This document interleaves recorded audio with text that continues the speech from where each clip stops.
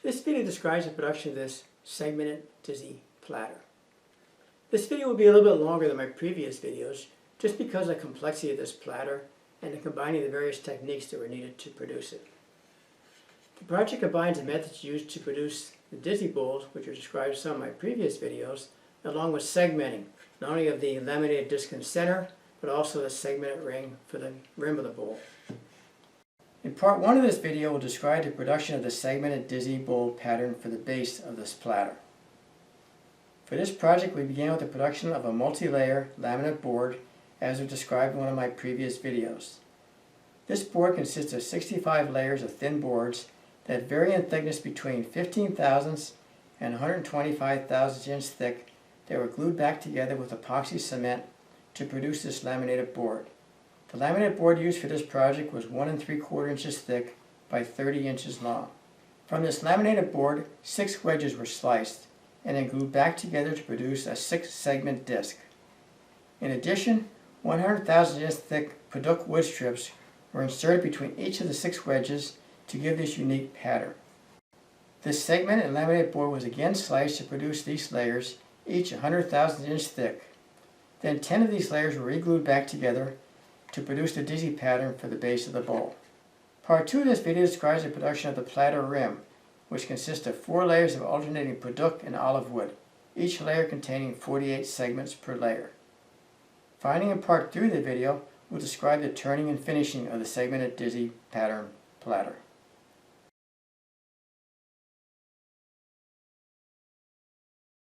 Okay, I'm starting this project with this laminate board. This laminate board has 65 strips of wood of various colors. It's 4 inches wide, and I'm going to be cutting 6 segments of this. So I'm making a segmented Dizzy bowl, actually going to be a Dizzy plate for this project. So I'm starting off by setting my jig to 6 segments, and I'm using 2 sets of clamps. And I need a clamp on the outside of both of these because it won't fit in the center. I got my laser on so I can see exactly where I'm cutting. And I put a 3/4 inch blade on here. This blade is 3/4 inch, 10 teeth per inch. So I push the board against the fence, lock it in place with both sets of clamps.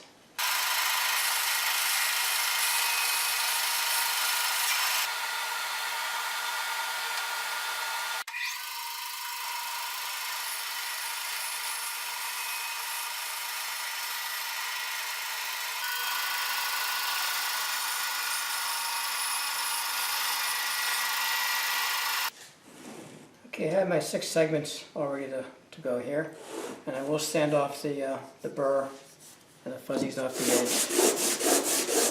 just lightly on all the edges.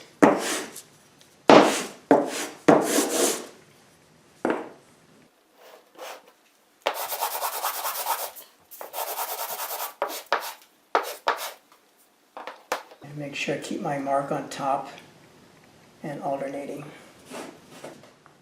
Now initially I was going to just do this with the 6 segments, but I think I'm going to do this. I'm going to put some pieces of Padauk between each of them, just to give a different pattern. So I mean gluing each one up, sanding it, so it's a little more work, but I think it'll look a little bit nicer. So that's the plan right now, to do that.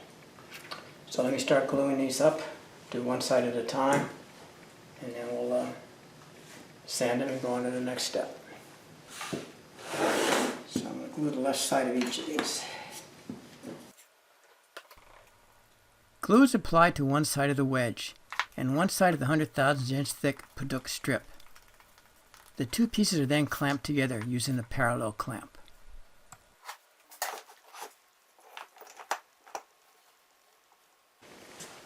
Okay, I did just go and number these, so I keep them in order, with my mark that I put on. So they're numbered 1, 2, 3, 4, 5, and 6. So I know which is the top and which is left and right.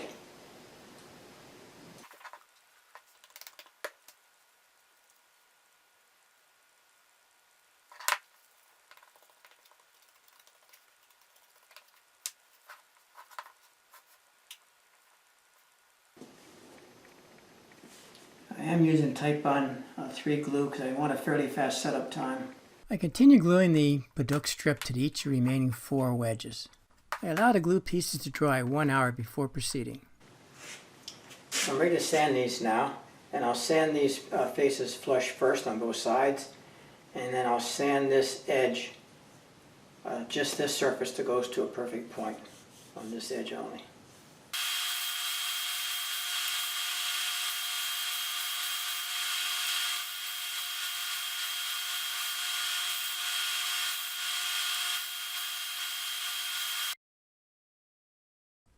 After sanding each of the wedges are assembled to verify their alignment.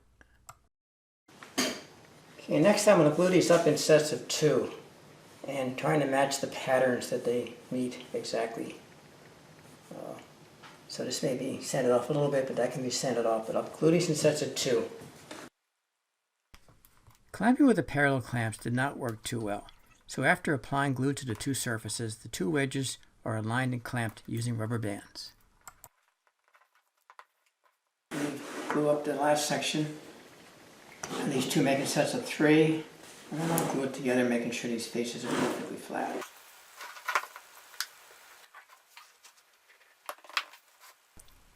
After applying glue to both surfaces, the 2 pieces are clamped together using large rubber bands.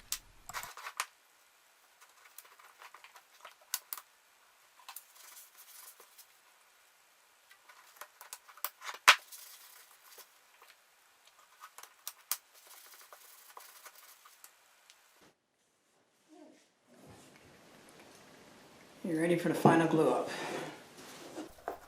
Before I apply glue to the 2 surfaces, I did lightly sand both surfaces on the edge sander just to make sure that they were perfectly aligned with no gaps between the 2 surfaces. And once again, I found that large rubber bands work best for clamping the 2 pieces together. The glued assembly is allowed to dry about 4 hours before proceeding.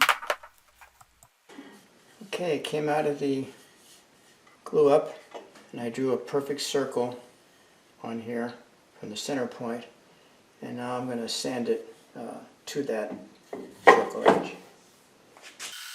However, before I started sanding, I did cut away a lot of the excess wood on the bandsaw.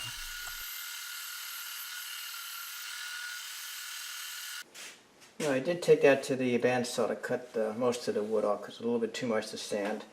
So now I'll sand perfectly to the line.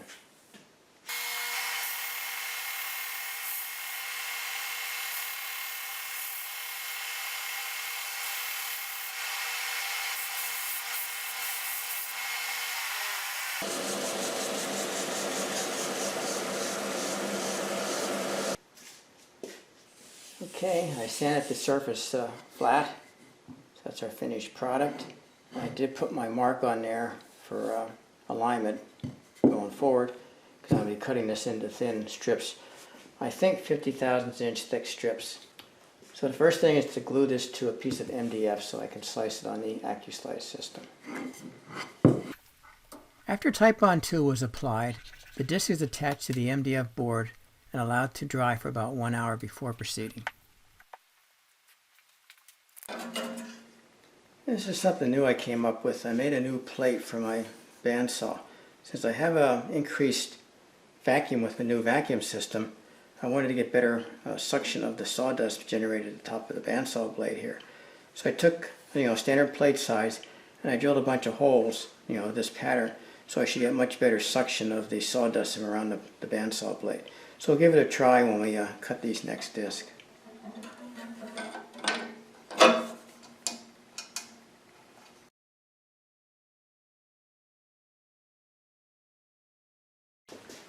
I'm ready to cut my disc. Each of these discs will be 100,000th inch thick. So on my dial that'll be 1 rotation for the blade, which is 50 thousandths, and then 2 rotations to give me 100,000th inch thick pieces. So I should get like 10 pieces out of this board.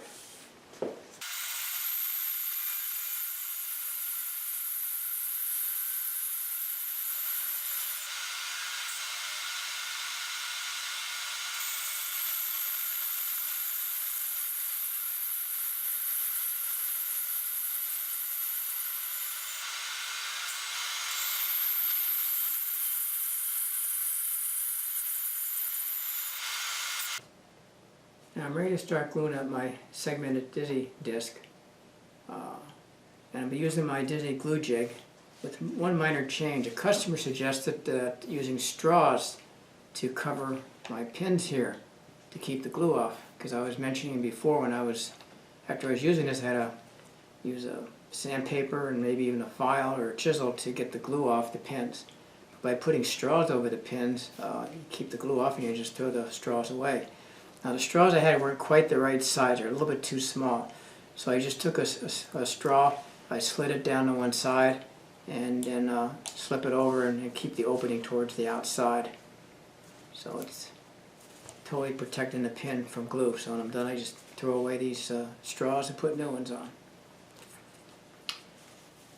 So I'm ready to start now, and I have my disc all aligned and watching my index mark that I have on here.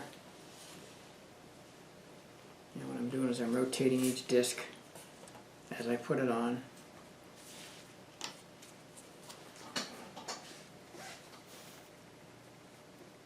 And I'm going to be using this line here as an alignment jig for how much to rotate, because I want to get a rotation of around 45 degrees. So just a little past each of those wide strips will give me a good indication where I'm going. Type-on 2 glue is applied to both sides of the disc. The discs are stacked and aligned as planned. A total of 4 of the discs are glued and aligned at one time before clamping.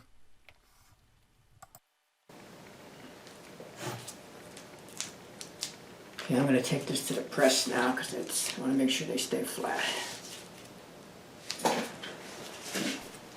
A plastic disc and a 3/4 inch MDF disc is placed on top of the layered disc, and pressure is applied with a screw clamp to flatten the disc and glue the assembly.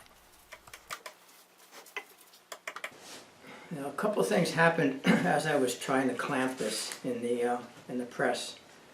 First of all, the clamps on this Dizzy glue jig slipped, and one of the discs actually slipped to the right as I was putting pressure on.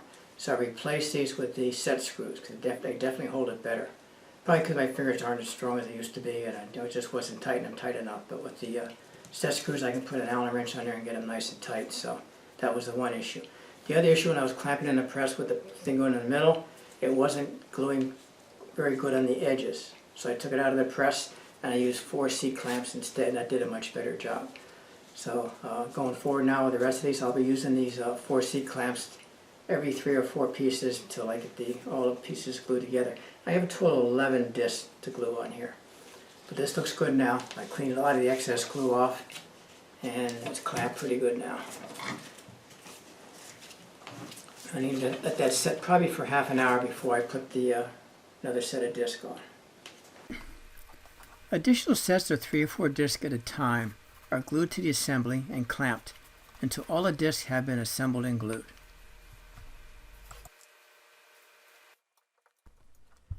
The complete disc assembly is clamped once again and allowed to dry for about 4 hours before proceeding. The squeezed out glue on the edge of the disc assembly is then removed using a wire wheel or the edge sander. The disc assembly is now complete, and we can proceed to making the segmented discs for the rim of the platter.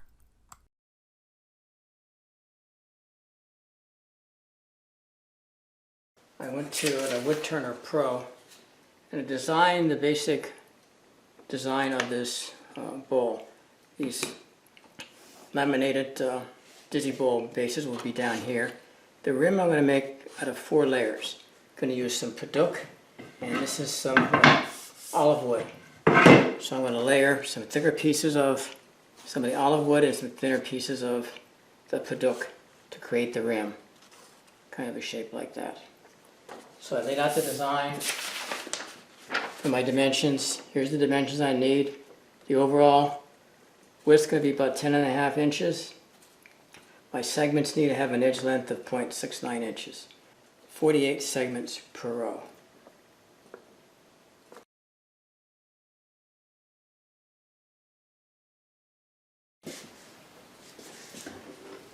I'll be making 48 segments per ring. And I just cut my first disc, and it measured .693691, so that's right on the button. The boards for this project were 1 3/4 inches wide.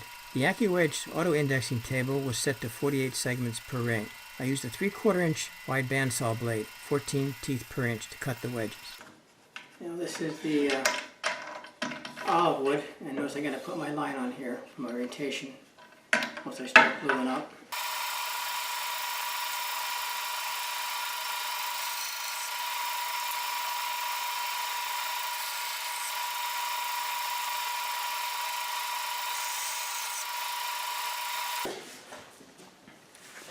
So my olive wood piece is cut for 48 segments. I actually made 2 extra. So let me go ahead and sand these, mainly to get the burrs off and the fuzzies off the bottom.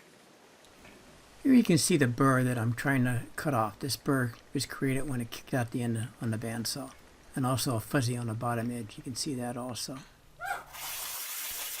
I continue to sand all the olive wood and Padauk segment wedges. Okay, I'm ready to start gluing up my segmented ring. This is 48 segments of Padauk. And I will be using this to do the initial clamping. And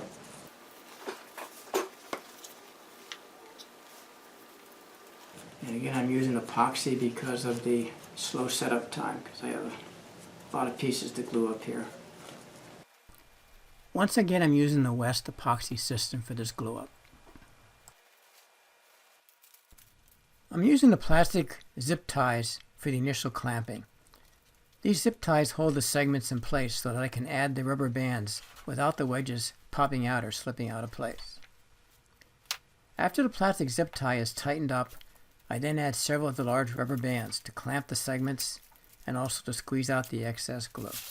I prefer to use rubber bands for clamping my segmented rings because the rubber bands give even pressure around the circumference of the ring and therefore produce perfectly round segmented rings.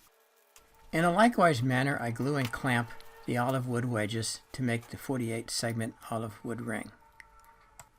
Since I use epoxy for gluing up the segments, I allow the rings to dry overnight. These are my 2 segmented discs, 48 segments. This is my olive wood and this is my Padauk. So the next thing is I ran these through my board planer to clean up the surfaces, get rid of the excess glue, and also ran these through the edge sander to get rid of the glue off the edges. So now I'm going to glue these up to a piece of MDF that I can run them through the Accu-Slice and make my thin slices I need for the rim of this bowl.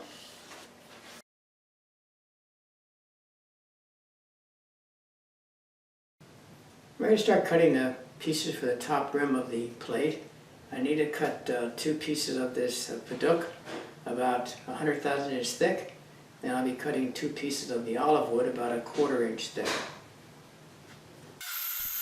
The rings are sliced on the Accu-Slice system using a 3/4 inch wide, 10 teeth per inch bandsaw blade.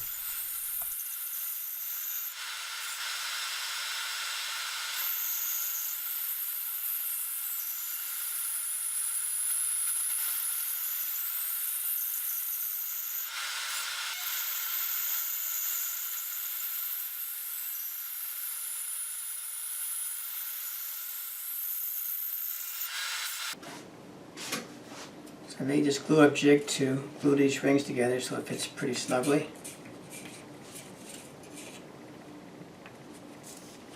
And I did put some lines on here so I can more easily see where the segment's in, because I want to alternate the segments from one layer to the next. So let's start with the first one. Glue is applied to both sides of the disc. The discs are then aligned so that the joints of one layer are in the middle of the segments of the second layer. The process is completed until all 4 layers have been glued.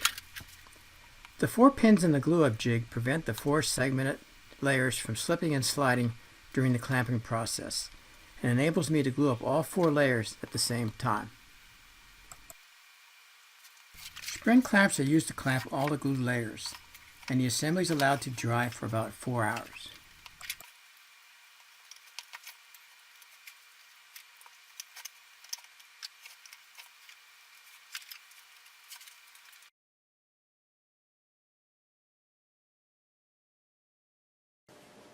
Now here's my finished glue up. There's 10 discs here, each 100,000 inch thick, and each rotated a small amount, so you see the angular rotation there. So now I'm ready to glue this to a faceplate. I have a faceplate here with some wood on it, and I also have a segmented disc of some, I think this is Padauk's wood. This is the base that I'll use. I'm not sure how thick it'll be when it's done, but I just want a little bit darker base on it. So the next thing is to glue this to this base. I'll do that by centering it on this cold jaw chuck here. Yeah, this is my old lathe, my old jet lathe, which I'm only using now for glue ups. I like clamping sections like this on the lathe. After applying glue to both surfaces, the assembly is attached to the cold jaw and locked in place. The tailstock is moved forward to clamp the two surfaces together. The joint is allowed to dry for about 1 hour before proceeding. Next, glue is applied to the 4-layered segmented platter rim. The rim is then inserted and clamped into the cold jaw on the tailstock, and then clamped to the platter base. The complete glued assembly is allowed to dry overnight before turning. I'm ready to start turning this plate.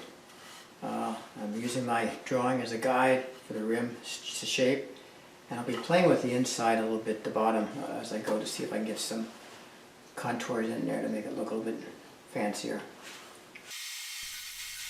I'm beginning by shaping the rim of the platter. I'm using a round carbide cutter to shape the rim and also the inside of the platter.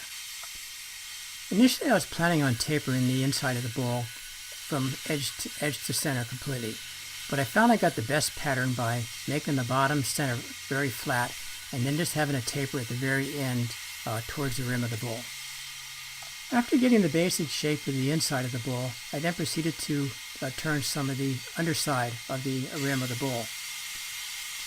I then proceeded to sand the inside of the bowl, starting with 100 grit sandpaper and going down to 400 grit.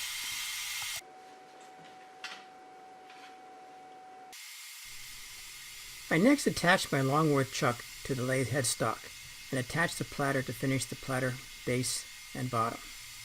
I finished, turned the bottom, and then sanded it down to 400 grit sandpaper as was done for the inside of the bowl.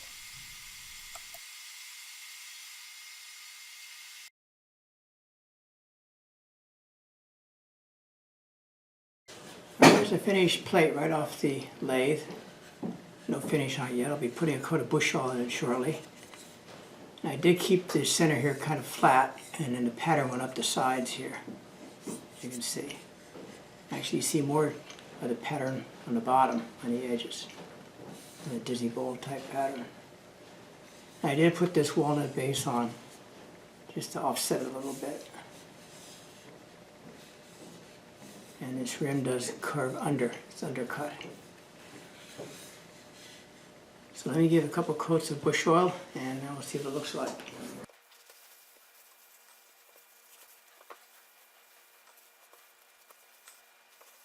You know, bush oil does bring out the color quite nicely.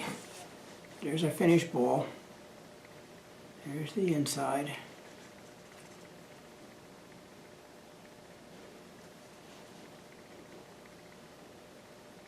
And there's the bottom.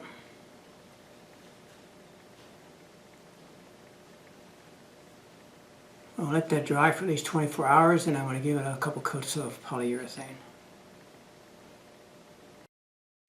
This completes the production of the segmented dizzy platter. For additional details, see our other videos on producing the dizzy bowls and also the segmented bowls and vases.